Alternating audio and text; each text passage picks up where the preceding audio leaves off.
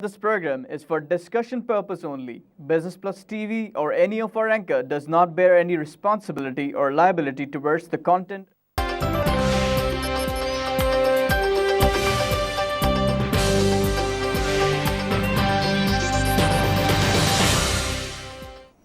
This is Business Plus. You're watching PSX Hotline. I'm your host Tariq Khan Javed. नाज़रीन, आज शुक्र है कि जो कल जो इतनी बड़ी गिरावट आई 400 पॉइंट्स की, वो आज रिवर्स हो गई और शुरू में थोड़ी सी हमें गिरावट नज़र आई। प्लस होने के बाद ये माइनस में गई 138, उसके बाद ऊपर नीचे होती रही, फिर हमने 128 माइनस देखा, उसके बाद से पॉजिटिविटी आई और एट 1.106 पॉइंट बढ़ी हुई थी मार्केट, लेकिन फाइनल क्लोज में 50 प्लस पे क्लोज़ हुई है। जो कल इतने ज़्यादा लोग परेशान थे उस लिहाज से it's a very good close. और कल की क्लोज़ की ख़ास बात आपको ये बताऊं कि मैं बड़ा खुश हूं इस बात से कि ठीक है, गिरना चढ़ना तो अपनी बात है, जो हालात पैदा हो गए थे पनामा लीक्स वगैरह की वजह से, और एक लोगों को और भी मायूसी थी कि मॉनेटरी पॉलिसी जो आई सैटरडे को, उसमें जो एक्सपेक्टेड हम लोग सब समझ रहे थे कि शायद 0.5% कट किया जाएगा, वो नहीं किया गया, 6% पे ही रखा गया। हालांकि अगर आप इन्फ्लेशन को देखें तो 4% के करीब है, तो बड़ी आसानी से इसको 5.5 पे लाया जा सकता था, लेकिन वो नहीं लाया गया। तो ये दो वजह से मार्केट कल गिरी। लेकिन अच्छी बात यह है कि कल गोरों ने 3.3 मिलियन के शेयर ख़रीदे और आप लोगों ने, जिनको हम एड्रेस करते हैं, जो हमारा मेन पॉइंट ऑफ रेफरेंस है, उन लोगों ने, आप लोगों ने भी कल जो है ठीक ठाक शेयर ख़रीदे to the tune of 5.3 million. और बेचने वाले कौन थे जनाब? लूज़र्स म्यूचुअल फंड 6.6 और कंपनीज 3.4। तो थैंक यू वेरी मच कि आप लोगों ने हिम्मत दिखाई। और आप लोगों से रिक्वेस्ट यही है कि इस तरह के ख़बरों वबरों से मुल्क को कुछ नहीं होता, आपके ख़ास तौर से आपकी कंपनी को कुछ नहीं होता। आपने नून लीग में या पीटीआई में या पीपल्स पार्टी में कोई शेयर नहीं लिया हुआ, आपने लिया हुआ है कंपनीज़ में शेयर। कंपनी चलती रहती है, लाइफ जाती रहती है, जब तक कि अल्लाह ना करे क़यामत आ जाए। क़यामत के दिन मामला सब ख़त्म हो जाएगा, उससे पहले ज़िंदगी चलती रहेगी, कोई इसको रोक नहीं सकता। नून लीग जाए आए, नवाज़ शरीफ आए जाए, कोई फ़र्क नहीं पड़ता, दुनिया चलती रहेगी। दूध बिकता रहेगा, चीनी बिकता रहेगा, खुर्दनी तेल बिकता रहेगा, आटा बिकता रहेगा, गाड़ियाँ बिक रही हैं, गाड़ियाँ आपकी माशाल्लाह बहुत अच्छी बिक रही हैं, हर तरफ 20-30% का इजाफा है। गाड़ी के सेल भी एक इंडिकेशन है कि इकनॉमी आपकी सही है। तो बाकी हर चीज़ें बिक रही हैं, तो घबराने की कोई बात नहीं थी। आप लोग कल जो लोग घबराए उनको नुकसान हो गया, जो नहीं घबराए they are better off today. और आज देखिए कि रिवर्सल आ गई, इंशाल्लाह फिर मज़ीद हम ऊपर की तरफ जाएंगे और 34 का लेवल इंशाल्लाह देखेंगे। 3-4 अहम ख़बरें हैं आज की। पहली ख़बर PIA की है कि जो प्राइवेटाइजेशन का ख्वाब देखा गया था वो सॉर्ट ऑफ फ़िलहाल पोस्टपोन्ड हो गया है। अभी PIA कॉरपोरेशन से सिर्फ लिमिटेड लायबिलिटी कंपनी बन गई, जैसे PPL, OGTC वगैरह है, जिसमें लाजमन ये कहा गया है, जो एग्रीमेंट हुआ अपोजिशन और गवर्नमेंट का, कि गवर्नमेंट 51% शेयर रखेगी और मैनेजमेंट भी अपने पास रखेगी। तो वो जो आइडिया था कि मैनेजमेंट दे दिया जाए किसी और को, वो फेल हो गया है फ़िलहाल। और गवर्नमेंट ने बहुत ज़बरदस्त रिटन एश्योरेंसेस दी हैं कि जो लोगों के मराहत हैं, ये है सैलरी वाली कोई कट नहीं होगी, विच इज़ ए शेम। होनी चाहिए लेकिन नहीं होगी, और जो केस वेस थे वो विड्रॉ हो जाएंगे। दूसरी अहम ख़बर यह है कि $2 बिलियन की एक फाइनेंशियल क्लोजिंग हो गई एंग्रो कोल एंड एंग्रो पावर प्रोजेक्ट के लिए, जो कि सिंध गवर्नमेंट के साथ एंग्रो मिल के लगा रहा है, जिसके तहत 1000 मेगावाट बिजली बनाने का प्लान है। तमाम बैंकों ने बड़ी ज़बरदस्त सपोर्ट दी है और गवर्नमेंट की गारंटी भी साथ साथ थी, उस बेसिस पे ये हो गया और this is a very good achievement. ये थर्ड कोल का मामला 94 से लेकर रुका हुआ था, ये पहली दफ़ा वहाँ पे कोई प्रोजेक्ट लगने जा रहा है जो कि इंशाल्लाह कंप्लीट होगा। इससे पहले एक शिनवा नाम की कंपनी आई 6000 मेगावाट की बिजली लगाने के लिए, लेकिन यहाँ के रिश्वतखोरों ने उसको इतना तंग किया कि वो भाग गए। लेकिन ये 2007 की बात है, जब मुशर्रफ साहब हुकूमत में थे, वो भी नहीं रोक पाए इन लोगों को और उनको भगा दिया गया।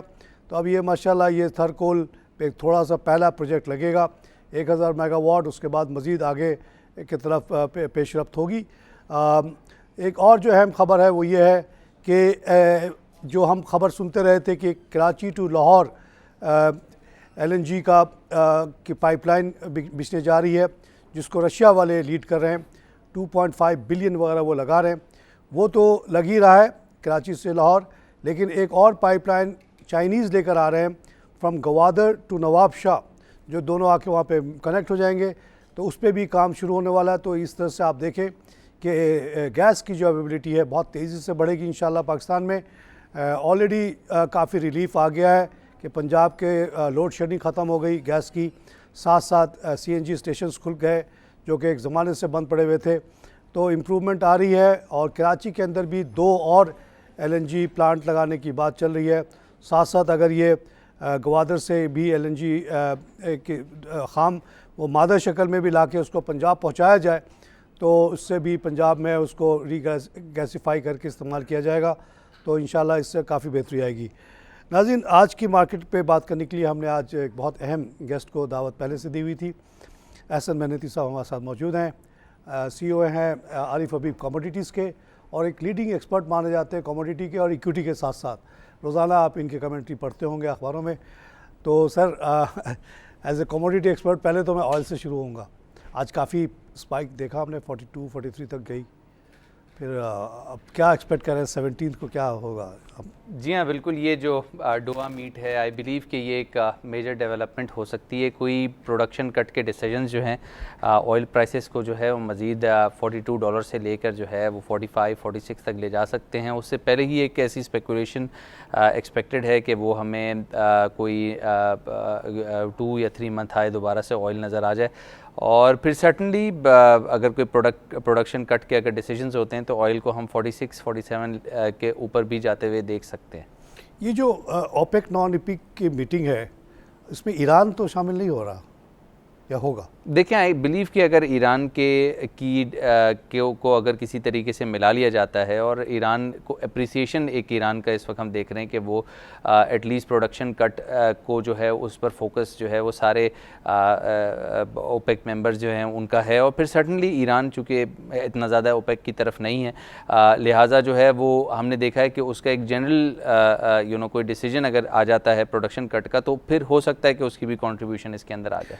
कुछ दिन पहले उनका बयान आया था कि हम 6000 मेगा पे जाके हम रुकने के लिए तैयार हैं, और 4000 तक तो उनकी ऑलरेडी प्रोडक्शन जा चुकी है। तो अगर ओपेक और नॉन ओपेक मिल के ये बात को कबूल कर लें कि भाई ईरान बेचारा इतने दिनों से सैंक्शन में था और उसका हक बनता है कि वो 6 करे मिलियन बैरल, तो फिर एक डील हो सकती है आपके ख्याल में? उसको एक तरह से कोटा दे दिया जाए 6 का। देखें, बिल्कुल इसकी पॉसिबिलिटी इसलिए है कि ज़ाहिर है एक मेंबर है, एक पेट्रोलियम प्रोड्यूसिंग कंट्री है, एक रिस्पॉन्सिबल कंट्री है, तो आई बिलीव कि अगर ऑयल प्राइसेस को हायर लेवल्स पे रखना है, अपने रेवेन्यूज़ को अगर बढ़ाना है, तो कुछ ना कुछ डेवलपमेंट जो है हम ईरान के पार्ट पे भी होते हुए देख सकते हैं। और ये सबके इंटरेस्ट में होगा कि एक सर्टेन लेवल पे आ जाए, क्योंकि अभी तो उनको बहुत ज़बरदस्त रेवेन्यू लॉसेस हो रही हैं because of very cheap prices. तो इन सब का कॉमन इंटरेस्ट है कि ये कुछ ना कुछ डील कर लेंगे आपके ख्याल में? देखें, अगर कोई डील नहीं भी करते तो जब अप्रैल 17 तक तो हम देख रहे हैं कि ऑयल प्राइसेस जो हैं वो बुलिश एक रैली जो है उसको कंटिन्यू रखेंगे, बट उसके बाद जो होता है वो तो हमें उस मीटिंग के बाद ही पता लगेगा। आप समझ रहे हैं कि इस दौरान ही 45 तक जा सकती है? एग्जैक्टली। इसमें ज़ाहिर स्पाइक एक्सपेक्टेड था, और ज़ाहिर है वो लास्ट जो डेट इसकी आई है, अखबार जो देख रहा था, ये शायद लेट नाइट की फिगर होगी, उसमें W12 तो 42.7 वगैरह तक भी गया है रात को, फिर थोड़ी सी स्लाइड हो गई। तो अभी आपने क्या ग्राफ देखा है पिछले एक दिन में ऑयल की? देखें, अभी तकरीबन 42 के WTI करीब 42.10 तक जो है वो इस वक्त ट्रेड कर रहा है, जो ज़ाहिर स्पाइक उसकी अब दोबारा अगर आती है तो हम 45 लेवल 46 लेवल तक भी देख सकते हैं, जब तक ये मीटिंग कंक्लूड होती रहेगी, जब तक ये स्पाइक्स और स्पेकुलेशन जो है वो एक्सपेक्टेड है। अच्छा सर, अब मैं आना चाहूँगा अपने मार्केट की तरफ। कल हमने बहुत बड़ी गिरावट देखी 400 पॉइंट की, तो आप कमोडिटी के अलावा उसको भी नज़र तो रखते हैं, आरिफ हबीब ग्रुप के हिस्सा। What was your feeling yesterday कि लोग समझ रहे थे कि बिल्कुल ही तबाही आ गई, ये हो गया वो हो गया? देखें, एक तो मॉनेटरी पॉलिसी, लोगों को क्या एडवाइस किया? जी, मॉनेटरी पॉलिसी जो स्टेटमेंट थी वो इंडिकेट कर रही थी कि कुछ इन्फ्लेशनरी ट्रेंड जो है पाकिस्तान में आने लगे हैं, और फिर जाहिर है कुछ ऐसे डिसीजंस में जिसमें पॉलिसी रेट जो है 6% पर जो है वो रखने के डिसीजंस ले लिए गए SBP की तरफ से। तो आई बिलीव कि ये एक रीज़न है कि जिसमें लेवरेज सेक्टर काफ़ी ज़्यादा उसमें हमने प्रेशर देखा है लास्ट वर्किंग डे में, और ज़ाहिर है अब भी आज भी हमने देखा कि लेवरेज सेक्टर थोड़ा बहुत प्रेशर के अंदर था, बट कुछ डेटा हमने देखा है कि मार्केट में काफ़ी इंप्रेसिव रिलीज़ हुआ है। ऑटो की सेल्स का डेटा है, फिर उसके अलावा इससे पहले हमने सीमेंट का डेटा देखा था for the month of March, oil consumption का डेटा था मंथ ऑफ मार्च का। ये ऐसे डेटा हैं जो कि मार्केट के अंदर दोबारा से इंस्टीट्यूशनल इंटरेस्ट को जो है वो आज लेकर आए हैं, और फिर ज़ाहिर quarter and earning announcement session है, तो कुछ स्पेकुलेशन जो है क्वार्टर एंड रिजल्ट्स को लेकर भी जो है वो मार्केट में देखी जा रही है। जब ऐसा साहब कल की जो मार्केट हमारी 400 पॉइंट गिरी, उसकी एक बड़ी अजीब और बहुत इंटरेस्टिंग बात यह है कि कल गोरो ने 3.3 मिलियन के शेयर्स ख़रीदे और इंडिविजुअल ने भी 5.35 मिलियन के शेयर ख़रीदे और बेचा म्यूचुअल फंड और कंपनीज़ ने। ये क्या आप देख रहे हैं, क्या कंपनीज बिकम सो नर्वस और म्यूचुअल फंड्स के they started to sell so heavily कि 400 पॉइंट गिर गया? देखिए, नॉट एग्जैक्टली ये एक रीज़न नहीं हो सकता है, बट इन्वेस्टर्स जो म्यूचुअल फंड के अंदर इन्वेस्टर्स होते हैं वो भी ज़ाहिर रिडेम्पशन कॉल करते हैं, तो अगर रिडेम्पशन कॉल करते हैं तो म्यूचुअल फंड्स नेगेटिव नहीं भी होते, लिहाजा रिडेम्पशन कॉल जो हैं वो ज़ाहिर है उसको जो है मार्केट में ट्रांसलेट कर देती है। तो आई बिलीव कि not exactly mutual fund negative थे या कंपनीज नेगेटिव थी या कॉर्पोरेट नेगेटिव थे, बट चूँकि रिडेम्पशन कॉल्स आती हैं लिहाजा उनको उसको मीट करने के लिए फॉरेन इन्वेस्टर्स को भी जो है जब ग्लोबल मार्केट्स के अंदर जो है वो वीकनेसेस होती हैं तो रिडेम्पशन आती हैं। अब एक सर्टेन इकोनॉमी के अंदर अगर प्रेशर हो या ना हो, दोनों सूरत के अंदर जो है वो रिडेम्पशन कॉल्स को मीट करने के लिए फॉरेन डिवेस्टमेंट भी जो है वो पाकिस्तान मार्केट का रुख कर सकती है। तो डिस्पाइट द फैक्ट कि पॉलिसी रेट को लेके लोकल मार्केट काफ़ी ज़्यादा नेगेटिव थी, लेकिन फॉरेन इन्वेस्टर फिर भी बुलिश था और ज़ाहिर है वहाँ पे रिडेम्पशन कॉल्स नहीं थी, लिहाजा फॉरेन जो है वो बाइंग जो इतनी ज़्यादा गिरी शेयर्स की, कल आप स्क्रीन पे जो देख रहे थे rates were very very attractive, probably that attracted the foreigners कि अच्छे रेट्स मिल रहे हैं उठा लो। देखिए, जो ये पूरा स्पेल आया है रिडेम्पशन का, जो फॉरेन मार्केट्स हमने देखा उसमें काफ़ी नेगेटिविटी थी, तो एक रिडेम्पशन कॉल्स आती हैं और फिर ज़ाहिर है फॉरेन डिवेस्टमेंट होती है। तो I don't think so exactly कि अट्रैक्टिवनेस एक रीज़न हो सकता है, बट कल हमने कोई फॉरेन सेलिंग मतलब ऐसा सच मार्केट में नहीं देखी तो पॉजिटिव था। जी हाँ, तो ये चीज़ इंडिकेट कर रही है कि ज़ाहिर हमेशा बेचते रहे। जी हाँ, तो पाकिस्तान मार्केट वैसे भी जो है वो चीपेस्ट है among the frontier and emerging market जितनी भी हैं, तो वो चीज़ को लेके आई डोंट थिंक सो के फंडामेंटल रीजंस होते हैं पाकिस्तान मार्केट के अंदर फॉरेन सेलिंग के। अच्छा सर, ये आप लोग, मैं एक तो आपके कंपनी का पूछना चाहता, कल आपके यहाँ क्या एटमॉस्फेयर था? क्यों आप तो कमोडिटी के अलावा शेयर्स में क्या काफ़ी नर्वसनेस थी आपके हाउस में? देखिए, आई डोंट थिंक सो कोई नर्वसनेस इसलिए नहीं है। आप लोगों की क्या एडवाइस थी कि लोग घबराए नहीं या आपने कहा कि नहीं बेच के निकल जाओ? देखें, पॉलिटिकल एनवायरनमेंट इस वक्त थोड़ा सा जो है वो ग्रिम हमें होते हुए, कुछ पॉलिटिकल नॉइज़ है, कुछ हमें जो है ये कुछ जो है जुडिशल कमीशन बने हुए हैं, कुछ जाकर जो है वो मार्च की कॉल्स हैं कुछ पॉलिटिकल पार्टीज़ की तरफ से। आई बिलीव कि मार्केट थोड़ा सा इनको भी इसको जो है उसका थोड़ा बहुत प्रेशर या इन्वेस्टर्स जो है वो थोड़ा वेट कर रहे हैं फ्रेश पोजीशंस को लेके।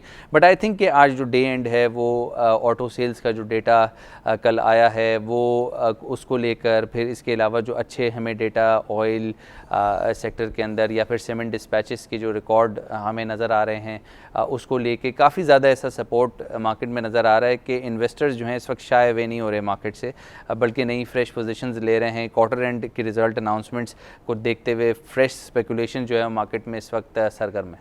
अच्छा, 3 इकोनॉमिक न्यूज़ जो मुझे आज अट्रैक्ट किए, जिसको मैंने जिक्र भी किया है, एक कि ये जो 2 बिलियन का साइन ऑफ हुआ है थर का, इट वाज लॉन्ग अवेटेड, बड़ी successful sign of.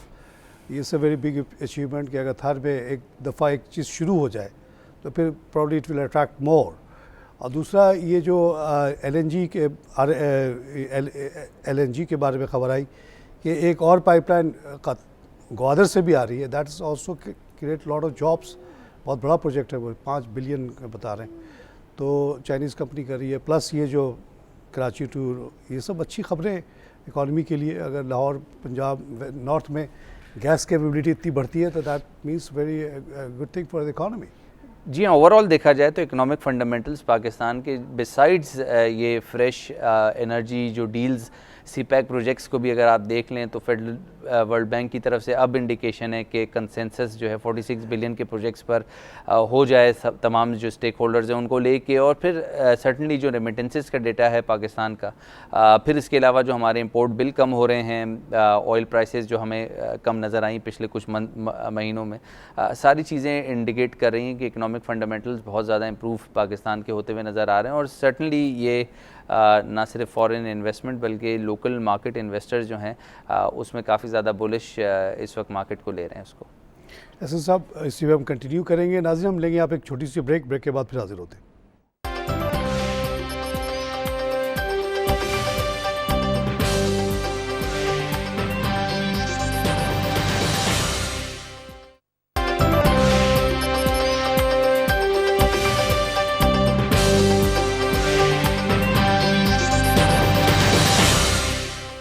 Welcome back to PSX hotline. Ehsan Mehnati साहब हमारे पास मौजूद हैं, CEO आरिफ हबीब कमोडिटीज़, और एक बड़े एक्सपर्ट माने जाते हैं। ऑयल के बारे में उनका ख्याल है कि ये जो अभी 17 की दोहा मीटिंग की बात है, उसी ने थोड़ा बहुत स्पाइक करना शुरू किया, और ऐसा लगता है कि शायद अगले 2-3 दिनों में हम लोग शायद 45 वगैरह भी देखें, which will be good for the oil sector. दूसरी बात उन्होंने कही, जो कल जो पैनिक थी उसकी एक बहुत बड़ी वजह शायद इनकी नज़र में मॉनेटरी पॉलिसी का न्यूट्रल स्टैंड्स था।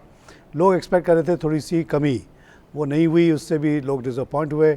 और दूसरे जो पॉलिटिकल नॉइस था वो भी कुछ लोगों को उसने नर्वस किया, मगर इंशाल्लाह that will pass through. 2-3 important economic news उन्होंने नोट किए कि भाई बहुत अच्छे सेल्स फिगर आए हैं गाड़ियों के, उससे पहले सीमेंट की अच्छी फिगर आई, उससे पहले और अच्छी खबरें आती रही हैं। मैंने पॉइंट आउट किया कि जो थर का जो साइन ऑफ हुआ है डील 2 बिलियन का, that's very significant news. Plus जो आज मुझे पहली दफ़ा पता चला कि कराची लाहौर गैस पाइपलाइन, तो वो LNG पाइपलाइन तो थी, सबको पता था, लेकिन आज चाइनीज़ पाइपलाइन का भी जिक्र आ गया जो गवादर से नवाबशाह तक आएगा। So these are good news and that should produce better result in future. ऐसा साहब, आप बताइएगा कि आपके ख्याल में अब मार्केट किधर क्या डायरेक्शन होगी और कौन से सेक्टर्स में हम ज़्यादा एक्टिविटी देखेंगे? देखिए, आई थिंक कि मार्केट के अंदर जो सेक्टर्स सपोर्ट कर सकते हैं उसमें सीमेंट और ऑटो का जो डेटा और ऑयल कंजम्पशन का जो डेटा हमें नज़र आया है, इंडिकेशन यही है कि जो रिज़ल्ट्स हैं इन सेक्टर के, स्पेशली सीमेंट और ऑटो के जो रिज़ल्ट्स हैं वो रिकॉर्ड रिज़ल्ट जो हैं वो हमें आने वाले क्वार्टर के अंदर जो है, जो अनाउंसमेंट्स कुछ चंद ही दिनों में हमें नज़र आना शुरू हो जाएंगे, वो क्वार्टर एंड रिज़ल्ट जो हैं वो रिकॉर्ड रिज़ल्ट्स होंगे इन दो सेक्टर्स के अंदर। तो स्पेशली इनके जो पे आउट्स हैं या इनके जो अर्निंग्स के जो प्रोफाइल हैं वो बिल्कुल उसको हम बेहतर होते हुए नज़र आ रहा है। और सर्टनली जो जिस तरह के इंटरेस्ट रेट इन्वायरमेंट है, 6% डिस्काउंट रेट है, ऑटो की सेल्स जो हैं वो इमिनेंट बढ़नी थी, वो बढ़ गई, और आगे भी हमें लगता है कि ऑटो सेल्स के अंदर जो है चूँकि क्रेडिट अवेलेबिलिटी बहुत इजी है और फिर ज़ाहिर है रेट्स काफ़ी अट्रैक्टिव हैं, तो इन्वेस्टर्स जो हैं इन दो सेक्टर्स के अंदर अपनी पोजीशंस लेंगे। और मोस्ट प्रॉब्ली जो है वो ऑयल प्राइसेस अगर यही कोई 45 के करीब आ जाती हैं तो आई थिंक कि ये उस लेवल से कहीं ज़्यादा बेहतर अर्निंग्स ऑयल सेक्टर की रहेंगी, जहाँ पर 26-27 डॉलर के करीब हमने ऑयल को आते हुए देखा है।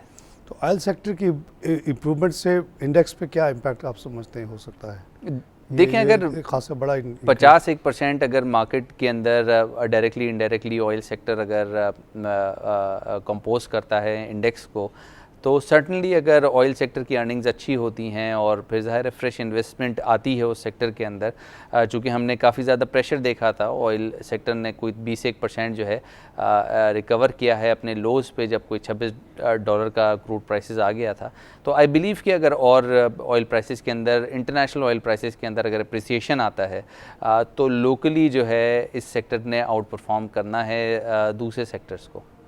अच्छा सर, ये आपने बहुत राइटली कल की जो पैनिक तो नहीं, कल की सेल ऑफ की एक वजह आपने बताई कि मॉनेटरी पॉलिसी से डिसअपॉइंटमेंट थोड़ी सी लोगों को थी, तो how will that impact banking sector?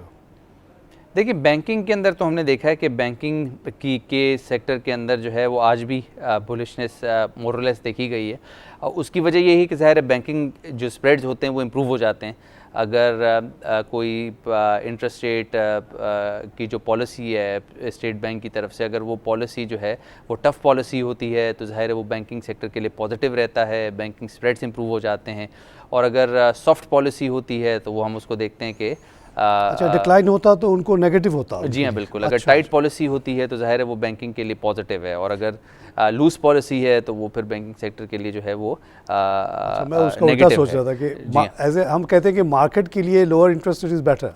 Market के लिए तो लोअर इंटरेस्ट रेट बहुत बेहतर है, लेकिन ज़ाहिर है बैंकिंग सेक्टर के लिए लो इंटरेस्ट रेट इसलिए पाकिस्तान एनवायरनमेंट के अंदर जो है हमने देखा है कि मिनिमम 4.5% जो है वो डिपॉजिट रेट्स गवर्नमेंट ने अप्रूव किए हुए हैं। तो अब चूँकि मिनिमम रिटर्न जो है वो बैंकिंग डिपॉजिट का देना है सेविंग अकाउंट पे, लिहाजा जो इंटरेस्ट रेट जो हैं अगर डिस्काउंट रेट को हम 6% से कम कर देते हैं तो वो फिर जो बैंकिंग स्प्रेड है वो 150 बेसिस पॉइंट का डिफरेंस 4.5 तो इनको देना ही देना है, और ऊपर से अगर ये 6 का भी उनको मार्जिन ना मिले तो फिर उनके लिए कारोबार करना मुश्किल हो जाएगा, है ना। 5.5 अगर हो जाए तो सही कह रहे हैं। अच्छा, ये फार्मा सेक्टर पे आपकी क्या ख्याल है? Pharma sector,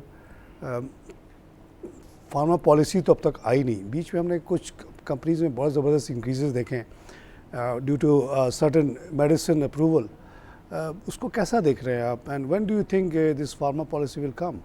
because lot of pharma companies have left the country because of lack of proper policy. इस पे जैसे ऑटो तो आ गई किसी न किसी सूरत में, फार्मा पे अभी भी बड़ी अनसर्टेनिटीज़ हैं।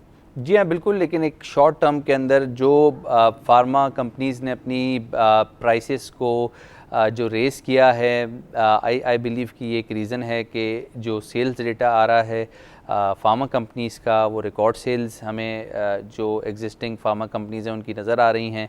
और उसकी वजह यही है कि रिसेंटली कुछ लास्ट क्वार्टर के अंदर जो है कुछ प्राइसेस इंक्रीज़ भी हैं।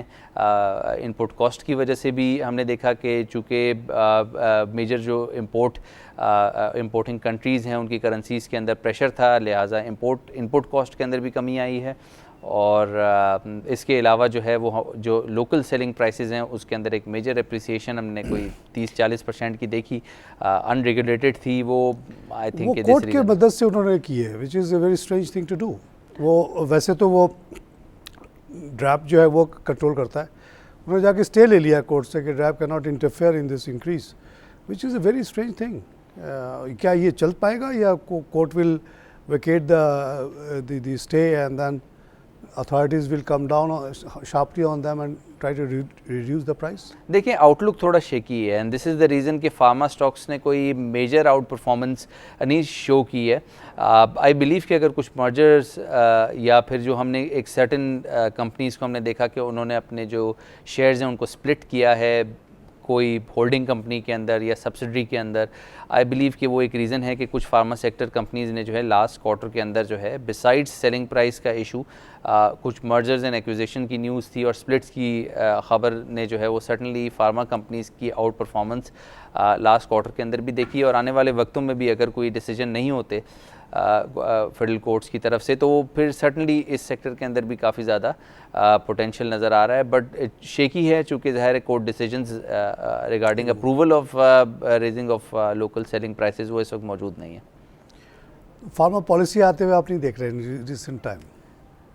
पॉलिसी आ जाए तो ये जो कंट्रोवर्सीज का, देखिए मेजर उनको जो इशू है वो ये है कि एक जो उन्होंने कोई आर्टिकल 13 है जो मुबशर साहब, इंजीनियर मुबशर ने भुट्टो के दौर पे लगाई थी, जिसपे कंट्रोल है प्राइस पे, और वो बड़ा सख्त कंट्रोल है। जो कंपनी चली गई हैं 6-7 बड़ी उनकी मेन उसी सेक्शन से इख्तलाफ था जिसको उन्होंने अभी कोर्ट के ज़रिए से एक तरह से न्यूट्रलाइज़ किया हुआ है। तो why does the government doesn't give away this control? कोई चीज़ कंट्रोल तो हो नहीं सकती ना। आप 73 के पॉलिसी को लेके बैठे हुए, वो सोशलिस्ट पॉलिसी थी कि हर चीज़ को कंट्रोल करना, वो तो जेनरिक मेडिसिन के भी फेवर में थे मुबशर। तो it's old time thing still going on. नई पॉलिसी है उसमें अगर कॉस्ट प्लस पे बात हो जाए ना, फ्लेक्सिबिलिटी तो चाहिए आपको, पुराने प्राइसेस तो नहीं चल सकती। तो अगर ऐसा कोई पॉलिसी आ जाए जैसे ऑटो का आ गया तो this can help pharma industry properly. अभी तो बैक चैनल से एक तरह से इंक्रीज किया हुआ है। देखिए बिल्कुल, वो क्योंकि पाकिस्तान के अंदर पावर्टी लेवल 1/3 जो पॉपुलेशन है बिलो पावर्टी लाइन है। अब अगर आप डीरेगुलेट कर देंगे विदाउट ड्रैप, आई बिलीव कि वो एक कोई बेहतर डिसीजन नहीं हो सकता। और फिर ज़ाहिर है इसकी पॉलिसी को लेके कोई ख़बर नहीं है कि ये कोई पॉलिसी आने वाली है फार्मा की। आई बिलीव कि जो पुरानी पॉलिसी है उसको गवर्नमेंट के लेने के, कैरी करने के डिसीजंस और फिर ज़ाहिर है इंस्टीट्यूशनल मॉनिटरिंग इन प्राइसेस पर होनी चाहिए, ताकि जो जनरल पॉपुलेशन है उसको हायर प्राइसेस ड्रग की नहीं देनी पड़े, जो ओवरऑल पावर्टी जो है वो पाकिस्तान की मज़ीद बढ़ा देंगी। अच्छा, ये जब ऑटो पॉलिसी आई उसके साथ साथ ये ट्रेड पॉलिसी के भी खदोखाल आए। बेसिकली वही कह रहे हैं कि इतनी इंक्रीज़ कर देंगे। What is your view on trade policy of Pakistan? हमारे एक्सपोर्ट तो हो नहीं रहा है, खाली एक हम बड़ी फिगर दे दें उससे क्या होता है? What the government is doing to enable that, how it higher exports will come? At the moment is declining. देखिए, आई थिंक गवर्नमेंट अपनी तरफ से जो कर सकती थी वो रुपी की स्ट्रेंथ को मेंटेन रखा। अगर उसको रुपी को डेप्रिशिएट कर देते तो मे बी बेनिफिशियल होता है एक्सपोर्ट ओरिएंटेड सेक्टर्स के लिए, लेकिन ज़ाहिर है फिर वो हमारा जो एक्सटर्नल डेट है वो बढ़ा देता कोई $1 बिलियन से, कुछ $1 बिलियन से। तो आई बिलीव कि एक अच्छी पॉलिसी रही, एक्सपोर्ट की नेगेटिव पॉलिसी थी वो, लेकिन ज़ाहिर एक्सटर्नल डेट की पोजीशन उसमें हमारी बेहतर भी है। और फिर ज़ाहिर है हमारे इंपोर्ट के पॉइंट ऑफ व्यू से भी हमें काफ़ी ज़्यादा बेनिफिट उसके अंदर मिला। फिर दूसरी चीज़ ये थी कि ज़ाहिर है अवेलेबिलिटी ऑफ एनर्जी, उसमें भी गवर्नमेंट ने काफ़ी ज़्यादा मेहनत करके जो है वो LNG की इंपोर्ट जो है थ्रू कतर डील जो है वो लेकर आए। तो आई बिलीव कि जो किया जा सकता था वो किया, बट ज़ाहिर है परफेक्ट पॉलिसी नहीं थी। एंड आई थिंक कि इसके अंदर काफ़ी ज़्यादा मेहनत की ज़रूरत है कि एक्सपोर्ट नंबर्स हमारे बढ़ाए जाएँ, उसमें रिसर्च भी, स्पेसिफिक रिसर्च, फिर ज़ाहिर है उसमें कुछ इंफ्रास्ट्रक्चर पॉलिसीज़ हैं, वो गवर्नमेंट जितना जल्दी लेकर आए वो अच्छा है एक्सपोर्ट्स के लिए। ये जो आपने करेंसी की बात की, आपकी बात बहुत अच्छी है कि भाई इससे हमें हमारे इंपोर्ट की बिल प्लस स्टेबिलिटी है, लेकिन प्रॉब्लम ये इसके चाइना भी अपनी करेंसी गिराता रहा है, इंडिया भी गिरा रहा है, जापान भी गिरा रहा है, सब गिरा रहे हैं। तो उसमें अगर आपकी करेंसी स्टेबल ज़्यादा स्ट्रॉन्ग रहती है तब भी तो आपके लिए बड़ा मसला है ना। वैसे ही हमारे इनपुट कॉस्ट बहुत ज़्यादा है यहाँ पे। अब मिसाल के तौर पे हमारा जो मेजर सेक्टर है कॉटन, टेक्सटाइल, उसमें आपने यान के ऊपर लगा दी रेगुलेटरी ड्यूटी, उससे इफेक्टिवली जो है ना 20% जो है ना आपकी यान की कीमत बढ़ गई। यान की कीमत महंगी होगी तो कपड़ा महंगा होगा, कपड़ा महंगा होगा तो उसका फिनिश गुड भी महंगा होगा। उससे कहते हैं कि 50% हमारी जो है ना ऑर्डर्स, जो फ्यूचर ऑर्डर्स आ रहे थे वो रुक गए हैं, तो सब वो बांग्लादेश वगैरह चले जा रहे हैं। तो इस पर गवर्नमेंट को कुछ करना चाहिए ना कि रेगुलेटरी ड्यूटी वगैरह को मैनेज करें ताकि ये सेक्टर उठे। देखिए, अगर रुपी की वैल्यू को वीक करते तो फिर ज़ाहिर है इम्पोर्टेड इन्फ्लेशन आती, इम्पोर्टेड इन्फ्लेशन आती तो इंटरेस्ट रेट बढ़ते, इंटरेस्ट रेट बढ़ते तो वैसे भी कैपिटल मार्केट के लिए या फिर प्राइवेट सेक्टर के लिए जो है लेवरेज कॉस्ट बढ़ जाती है। और लेवरेज कॉस्ट अगर बढ़ जाती तो सर्टनली नई इंडस्ट्रीज़ नहीं लगती, LNG की तरफ लोग ज़ाहिर है नहीं आते, और फिर ज़ाहिर है थर्ड पावर की तरफ नहीं जाते लोग, नए इन्वेस्टमेंट जो प्रोग्राम्स हैं उनकी तरफ नहीं जाते, पावर सेक्टर में प्रोजेक्ट्स नहीं लगते। आई बिलीव कि पॉलिसी बेहतर थी, लेकिन ज़ाहिर है परफेक्ट पॉलिसी नहीं है। और फिर अगर रुपी को डेप्रिशिएट कर देते तो सर्टनली एक्सपोर्ट नंबर्स बढ़ जाते, but at the same time जो है हमारा इंपोर्ट बिल भी बढ़ जाता और एक्सटर्नल डेट जिस तरह से इंडिकेट हुआ 80-90 बिलियन डॉलर पर हैं, अब ये बढ़ के जो है 10% डेप्रिसिएशन का मतलब है 8-10 बिलियन डॉलर से ऊपर हम और चले जाएंगे। तो आई थिंक कि जो नेट बेनिफिट्स थे वो इतने ज़्यादा अच्छे नहीं थे अगर डेप्रिसिएशन का फोकस होता एक ऐसी इकॉनमी पे जो इम्पोर्ट डिपेंडेंट है, और ज़ाहिर इम्पोर्ट इन्फ्लेशन से जो है हमें इस इकॉनमी को बचाना था। अच्छा, ये जब एप्टमा के कहने पे यान के ऊपर 20% रेगुलेटरी ड्यूटी लगाई गई, तो एप्टमा का ये कहना था कि पाकिस्तान में जो एनर्जी कॉस्ट है क्योंकि बहुत ज़्यादा है, इसलिए वो कम्पीट नहीं कर पा रहे इंडिया वगैरह से। तो instead of increasing imposing regulatory duty, अगर एनर्जी कॉस्ट को कम करने की कोशिश की जाती तो वो ज़्यादा बेहतर पॉलिसी नहीं होती। देखिए, आई थिंक एनर्जी कॉस्ट तो गवर्नमेंट के एक्चुअली हाथ में भी नहीं है ना, क्योंकि ज़ाहिर है एनर्जी जो सबमिट कर रहा है और हमें एनर्जी की नीड है, ऐसा नहीं है कि हम शौकियाँ ले रहे हैं, हमें ज़रूरत है, ज़ाहिर है हमें हायर प्राइस भी देनी पड़ेगी, बट उसके बावजूद जो डील थी इम्प्रेसिवली डील बहुत बेहतर रेट्स पर जो है वो हो गई। ज़ाहिर है वो रेट्स में लोकल भी नहीं बनती जिस रेट्स में हम इंपोर्ट एनर्जी को कर रहे हैं। तो ज़ाहिर है ये चीज़ इंडिकेटिव है कि एनर्जी प्राइसेस को कम नहीं किया जा सकता। एनर्जी डिमांड को बहरहाल हम देखेंगे कि 1-2 सालों के अंदर वो डिमांड जितनी भी है वो सप्लाई मीट कर जाएगी उस डिमांड को, जो एक मेजर डेवलपमेंट बहरहाल इकनॉमिक पॉइंट ऑफ व्यू से हो सकती है। और फिर ज़ाहिर है रेगुलेटरी ड्यूटीज़ इसलिए लगती हैं कि गवर्नमेंट को भी कुछ रेवेन्यू मिल जाए और इंडस्ट्री भी प्रोटेक्ट हो जाए। एग्जैक्टली। लेकिन इस केस में जो अब स्पिनर्स तो प्रोटेक्ट हो गए, लेकिन डाउन द लाइन जो असल जॉब क्रिएट करने वाले होते हैं, जो सिलाई करते हैं और हौजरी बनाते हैं या एम्ब्रॉयडरी करते हैं, वो कहते हैं कि they have been badly hit because of this, because यौन महंगा हो गया। एक सेक्टर को बचाने के लिए आपने बहुत बड़े जॉब क्रिएटिंग सेक्टर को इम्पैक्ट कर दिया है। देखें वो फिर रीफाइनेंस रेट्स भी उनके लिए अवेलेबल हैं जो कि मार्केट रेट से कोई 2-3% नीचे ही हैं, तो उनका डिस्काउंट रेट तो 4% पे चल रहा है, हमारा डिस्काउंट रेट 6% पर चल रहा है। तो इस तरह से बेनिफिट भी जो है उस इंडस्ट्री को दिए गए हैं। But certainly as I said, no policy is a perfect policy. Consider करना चाहिए बहरहाल कंसर्न्स को, लेकिन गवर्नमेंट ने बेनिफिट्स भी जो है इस इंडस्ट्री को काफ़ी ज़्यादा दिए हैं। अब प्रोग्राम का वक्त ख़त्म हो रहा है, आपसे मैं चाहूँगा कि लोगों को थोड़ा सा गाइड कर दें इन्वेस्टमेंट के सिलसिले में। Should they panic because of all this things और they should stay course and keep investing?